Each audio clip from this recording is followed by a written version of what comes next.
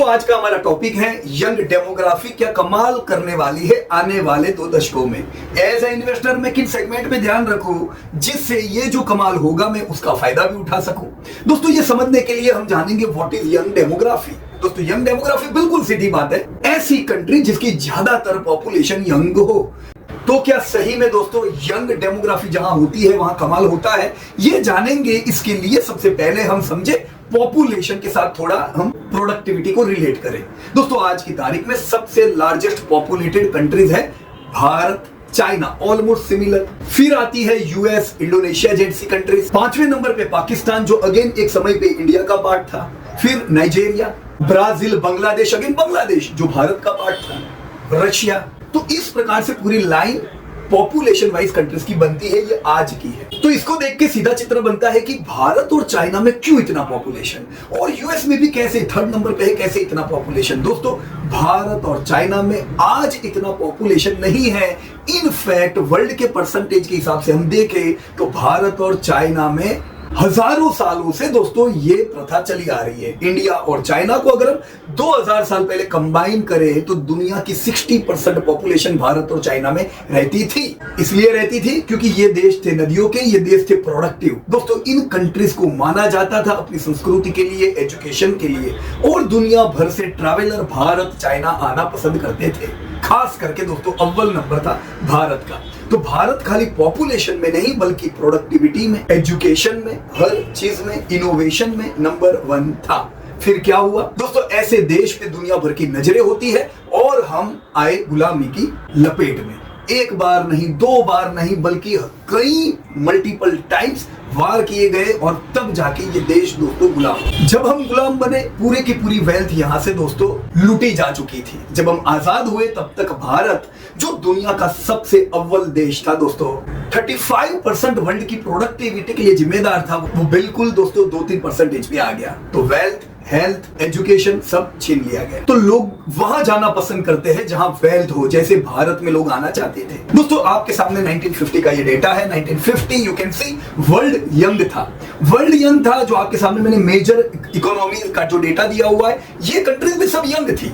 पर लोगों को कहा जाना था जो कंट्रीज डेवलप हो रही थी। दोस्तों हम थे गुलामी में।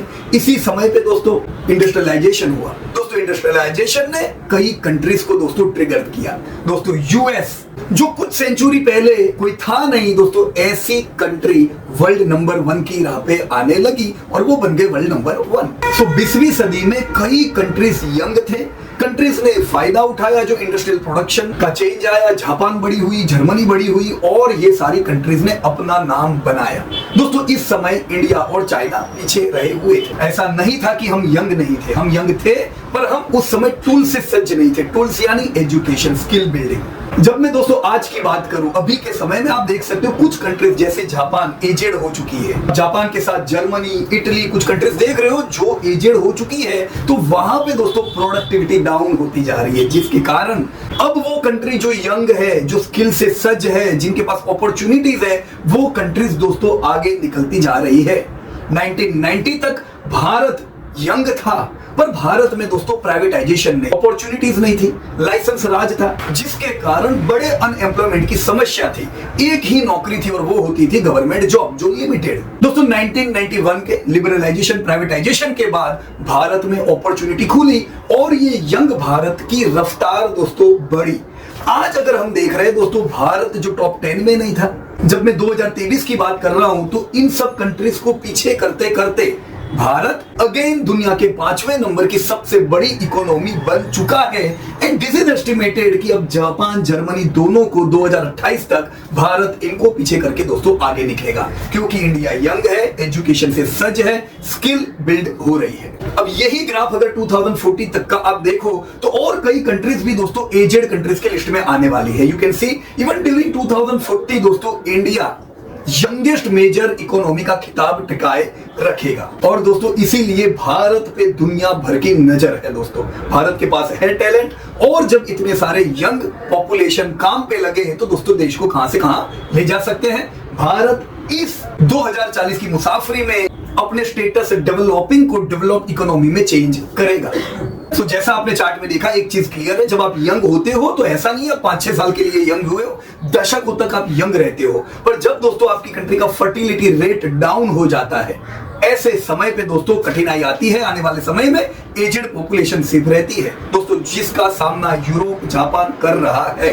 तो कंट्रीज अगर वर्क लाइफ बैलेंस प्रॉपर रखे तो हो सकता है दोस्तों ये फर्टिलिटी रेट इतना ना घटे। आने वाले समय में इंडिया को ये ध्यान रखना है। पर दोस्तों इन डेटा से अब मेरे पास नई चीजें क्या आती है, सो मैं कुछ आपको यहाँ पे डेटा पॉइंट डिस्कस करने वाला हूं दोस्तों। पॉइंट नंबर 1 दोस्तों, पिछले साल नवंबर में दुनिया 800 करोड़ के पॉपुलेशन को पार कर, जिसमें भारत ने चाइना के पॉपुलेशन को पार किया। तो अब वर्ल्ड की हाईएस्ट पॉपुलेटेड कंट्री है दोस्तों भारत बन चुकी है, सेकंड नंबर पे चाइना आ चुकी है। दोस्तों यहाँ पे अफ्रीका पे भी ध्यान है, क्योंकि अफ्रीका एक ऐसी कंट्री है जहां की फर्टिलिटी रेट बड़ी हाई है, और ये उम्मीद है कि आने वाले समय में अफ्रीका के भी कई कंट्रीज वर्ल्ड के टॉप पॉपुलेटेड कंट्रीज में आएंगे। तो अफ्रीका का प्रोजेक्शन दोस्तों क्या है दोस्तों, 1900 में अफ्रीका का पॉपुलेशन 14 करोड़ था, जो रिप्रेजेंट करता था दुनिया की 9% पॉपुलेशन। अभी तक इनका पॉपुलेशन 10 गुना हो चुका है, क्योंकि ये फिगर पहुंच चुकी है 140 करोड़, और 9% का शेयर बढ़ के डबल यानी 18% पहुंच चुका है। दोस्तों 2050 तक का ये प्रोजेक्शन है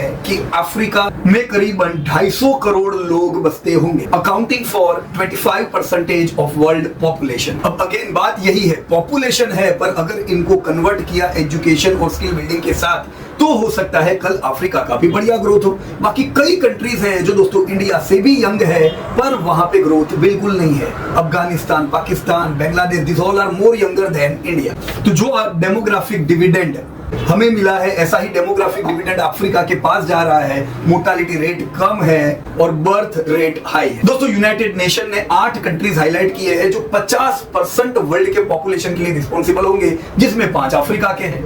तो प्रश्न है इकोनॉमिक ग्रोथ कितना होगा। अभी भी ये लोग यंग है, पर दोस्तों जो सुविधा अब भारत में मिल रही है, बेसिक नेसेसिटी जो ग्रोथ के लिए चाहिए, ये बेसिक नेसेसिटी की सुविधा ट्रिगर कर रही है इकोनॉमिक डेवलपमेंट। अब इन चीजों की बड़ी कमी है वहां पे। सो मीडियम एज अगर यंग है तो ये एक इकोनॉमी के लिए बड़ी अपॉर्चुनिटी दे सकती है। अब जो देश में यंग लोग होंगे और टूल्स से सज्ज होंगे, वो देश को दोस्तों आगे जाना है, जिसमें अव्वल नाम अभी दोस्तों भारत का आ रहा है। दोस्तों ठीक ऐसे ही जापान ने एक्सपीरियंस किया था डेमोग्राफिक डिविडेंड वॉर के बाद। दोस्तों 1960 से लेकर 1990 तक के समय में जापान यंग था, इंडस्ट्रियलाइजेशन करना चाहता था। दोस्तों उन्होंने जो काम किया और जापान दोस्तों दुनिया की बड़ी अर्थव्यवस्था बना। Young country with skills, Japan ने किया मेक इन जापान, और जापान की इकोनॉमी ने रैपिड ग्रोथ देखा, जिसे जापानीज इकोनॉमिक मिरेकल भी दोस्तों कहते हैं। दोस्तों उस समय पे जापान 10% का रियल जीडीपी ग्रोथ दोस्तों कर रही थी।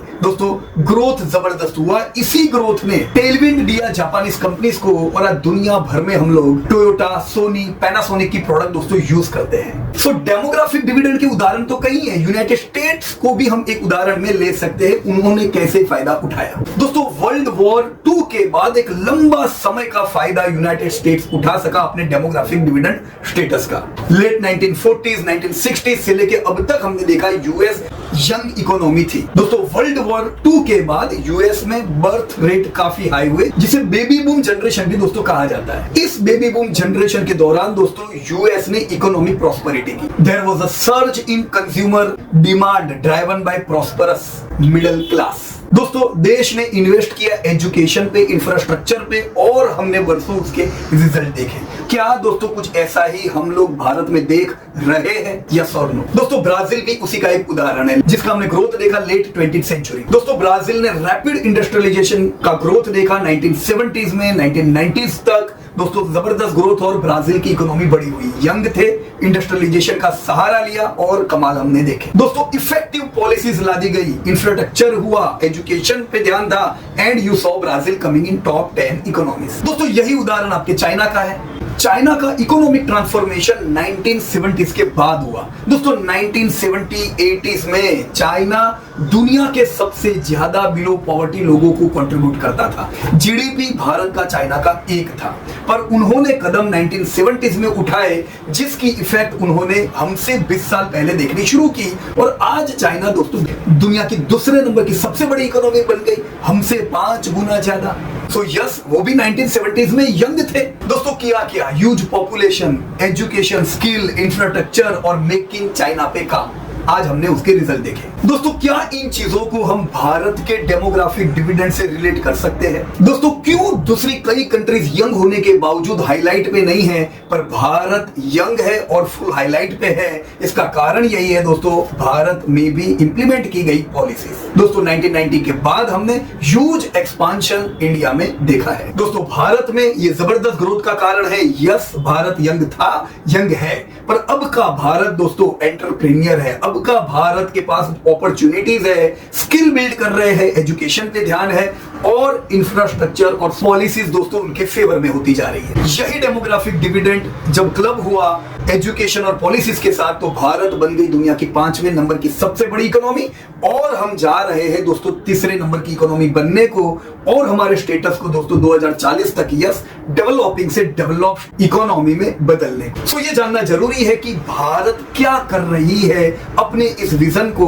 कि 2047 में जब भारत 100 साल की आजादी के होंगे तब भारत दुनिया की नंबर 1 इकोनॉमी हो या डेवलप्ड इकोनॉमी हो, उसके लिए हम क्या कर रहे हैं? दोस्तों number 1 education and skill development के लिए। दोस्तों अभी हमने नेशनल एजुकेशन पॉलिसी को लॉन्च होते देखा और एग्रेसिव, जिससे एजुकेशन में रिफॉर्म और स्किल डेवलपमेंट पे दोस्तों भार रखा गया। इसी में स्किल इंडिया जो इनिशिएटिव है, ये करोड़ों लोगों को अलग अलग सेक्टर में ट्रेन कर रहा है आने वाले सेगमेंट में और बोथ डोमेस्टिकली और ग्लोबली तैयारी करा रहा है। सेकंड दोस्तों डिजिटली जरूरत है, तो डिजिटल इंडिया का इनिशिएटिव। दोस्तों अपनी इस यंग पॉपुलेशन को कैपिटलाइज करने के लिए इंडिया पुश कर रहा है डिजिटल लिटरेसी पे और डिजिटल कनेक्टिविटी पे। इससे एक्सेस टू इंफॉर्मेशन बढ़ा है। गवर्नमेंट सर्विसेज में जो पहले धक्के खाने पड़ते थे, अभी ई गवर्नमेंट सर्विसेज चलती है और इंटरनेट की कनेक्टिविटी दोस्तों रूरल अर्बन दोनों में। थर्ड दोस्तों सस्टेनेबल डेवलपमेंट गोल्स। दोस्तों भारत के जो डेवलपमेंट प्लान है ये एसडीजी को ध्यान में रखे। Fourth strong infrastructure development. Government focus on improving infrastructure through initiatives like smart city missions, Bharatmala projects, दोस्तों गति शक्ति योजना, नेशनल इंफ्रास्ट्रक्चर पाइपलाइन, ये सारी चीजें आने वाले कल के भारत को दोस्तों बिल्ड कर रही है। दोस्तों आपने इनकी झलक पिछले कुछ सालों में जरूर देखी होगी, जिस प्रकार से एयरपोर्ट, जिस प्रकार से रेलवे ट्रांसपोर्ट, मेट्रो ग्रो हो रहा है दोस्तों। यस, भारत इंफ्रा पे निवेश कर रहा है। Fifth technological developments and startup. दोस्तों भारत स्टार्टअप इकोसिस्टम पे फोकस करके स्टार्टअप्स को बड़ी बना रहा है। आप लोगों ने संख्या स्टार्टअप्स की बढ़ती देखी, उनको यूनिकॉर्न्स बनते देखा। दोस्तों एफर्ट्स आपने देखे नए आईआईटीज, नए आईआईएम्स और एम्स बनाने में, जिससे एजुकेशन की रीच बढ़े, लेवल बढ़े। Sixth international relation and trade में आपने बदलाव पिछले दशक में देखा होगा। दोस्तों भारत आज का बड़ा एक्टिवली पार्टिसिपेट कर रहा है दोस्तों वर्ल्ड के प्लेटफॉर्म्स पे, जिससे इंडियन कंपनीज जो है वो दोस्तों अपने आप को एस्टैब्लिश कर सके इंटरनेशनल। सेवंथ अनएम्प्लॉयमेंट पे एड्रेस पूरा आपने देखा होगा किस प्रकार से अनएम्प्लॉयमेंट नीचे आता जा रहा है और लोगों की ओवरऑल जीडीपी पर कैपिटा बढ़ती जा रही है। 8 इंपॉर्टेंट पार्ट, इतनी बड़ी जनसंख्या खाएगी क्या? एग्रीकल्चर पे मॉडर्नाइजेशन किया जा रहा है, क्योंकि आज भी भारत ज्यादातर रूरल में रहता है दोस्तों। पर ड्रॉप मोर क्रॉप के फोकस के साथ दोस्तों इन चीजों से भारत तय कर रहा है कि जो भारत का डेमोग्राफिक डिविडेंड है, जो यंग पॉपुलेशन है, इनको सब टूल्स मिले और भारत आगे बढ़ता जाए। भारत का यंग डेमोग्राफी हो, नॉलेज बेस के साथ, स्किल ड्राइवन हो और टेक्नोलॉजी में दोस्तों एडवांस हो। अब ये सब जो पॉइंट्स मैंने बताए, ये पॉइंट्स जब यंग इंडिया के साथ मिलते हैं तो कई नई इंडस्ट्रीज उभर के आती है दोस्तों। कई एग्जिस्टिंग इंडस्ट्रीज को दोस्तों पुशअप मिलता है। मेरा ध्यान किधर होना चाहिए?